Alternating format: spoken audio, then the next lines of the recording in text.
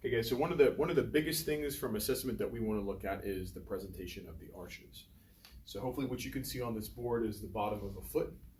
And then what you're going to notice is that if we look at arches, and generally if people know anything about arches, they're familiar with one of them. And generally arches are talked about as a singular thing. But the first thing to understand, there's actually 3 arches. There's one running from the ball of your big toe to the heel, and that's the one that we refer to as the medial arch. There's one that runs from the ball of the small toe to the heel. That's considered the lateral, sometimes the longitudinal arch. And then there's one across called the transverse arch, which doesn't really go from the balls of the toe to the other. It really runs around the middle of the foot.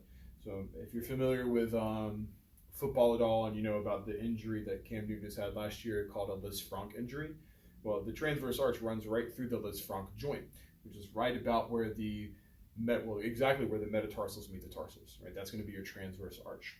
So you end up with a triangle of support.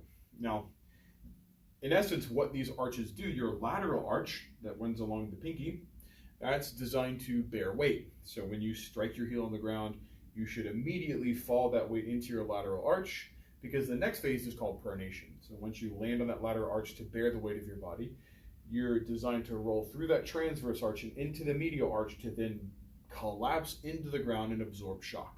So lateral arch is weight bearing, medial arch is a shock absorber. It's going to receive that weight, right, and then spring it back into the system to then push off that big toe. This is something that you can see a little bit more clearly through something like jumping or sprinting than just by walking, but you still use this mechanism when you walk, okay? Now, how we assess this, generally you can take a soft look at feet, but ultimately you want to look at the Achilles tendon. So in a balanced foot, this being the calcaneus, the bottom of the calcaneus, you'll have a straight Achilles. Often what you see is an Achilles that's bent and concave laterally. Now that's usually because the medial arch is collapsing, and so the calcaneus is going to collapse with it, and you will see a bend. In the case of a high arch, you'll see the opposite. It'll be concave on the inside. Calcaneus will be tilted towards the inside. So a fallen arch is what's often referred to as pes planus, and a high arch is considered pes cavus, would be the technical terms.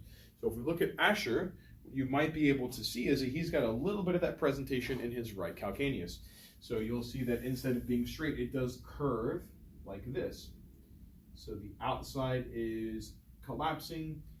There's probably more of a history there than a current presentation, as Asher has started to straighten that relationship out, and you can see he cues out of it a lot if you watch him stand. But Asher's habit is one to lean, I believe, into his right side. Is it your right side that you like to lean, or left? Usually right. Usually right side, so that's going to put more pressure into that arch, that medial arch, which is going to push him into a little bit more of that collapse.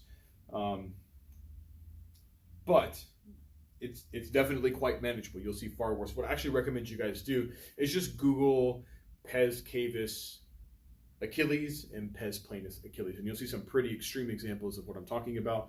That's ultimately what we're looking for. And the reason this is important, guys, is because not everybody is born with arches. Well, nobody's born with arches, but some people never develop them.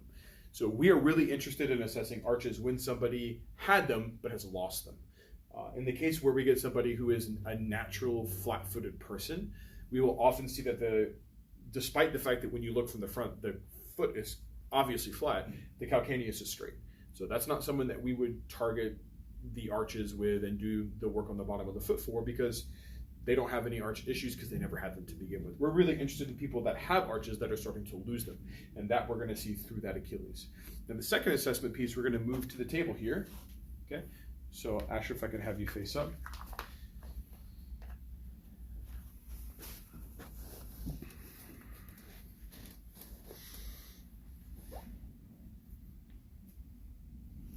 Okay, now generally, we want to check range of motion for all ranges available in a joint.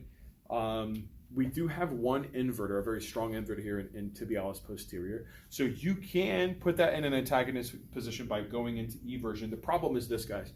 You're not going to get very far because the fibular distance is really long, so you're going to run into that bone. So I still want you to assess it, but you're really looking for the ease of movement. How smooth is the movement? This is true of any range of motion, by the way, but especially here, you can have incredibly tight inverters and still not see it through range of motion because there's just not much there, about 15 degrees available. So you're going to run into that fibular malleolus no matter what, but just how smooth is that movement? So for Asher, it's incredibly smooth. I mean, that movement is just like, it feels like the joint is silky and lubricated and just gliding like an ice skate on ice. That's great. Sometimes you do that movement and it just feels like you're moving a joint through like a brittle forest. You don't really want that. You want smooth, clean movement, okay? So that's first. Now, dorsiflexion, this is a big one because we are treating all the plantar flexors. This will tend to exhibit as a lack of dorsiflexion, okay? So for that, you want to take the foot and you want to line it up. So put them hip neutral. They're also going to be slightly inverted, pretty much everybody on the table. So add a little bit of eversion to line that joint up. So everything should be running pretty true through there. Once you're in that position, push them into dorsiflexion. And what you're looking for is, and this is about as good as you're generally going to see. This is a range that is tight on almost everybody. Almost everybody has tight calves. You want 20 degrees of range. That's 0 degrees. That's about 10. I can push to 15 or 20, and it's not, the movement isn't terrible. There is some reflexive tension showing up in those calf muscles. There is, I think it's deep calf for Asher, but that's not terrible.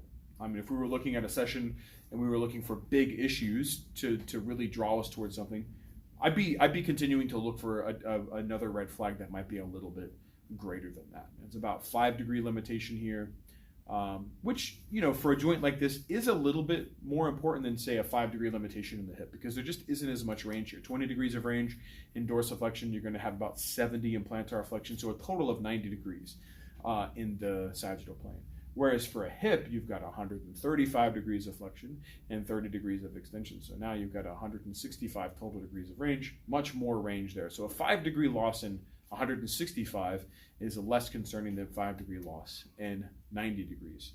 So I wouldn't necessarily ignore it, but I don't know that I'd make it a big deal compared to something else I might find. Most people, you're going to have trouble just getting back to 0. They're going to be about 20 degrees short. That's about the norm. So you want to practice looking at that range of motion, seeing what you find. Start putting some people in shorts, looking at their Achilles tendon, seeing if it's straight or if it's curved. And again, just look up in a Google search for pes planus, pes cavus. And this is what podiatrists use to look at arches. They use that calcaneus to measure, or they'll use a foot scanner, which is an extremely expensive machine that no therapist I know has access to. So this is a pretty reliable way to look at it. You can also, again, just look at someone from the top, just look directly at the arches. But again, you don't know if somebody has natural, what they call genetic flat feet or not. So the Achilles is really your way to be sure if the arches are something you want to focus on.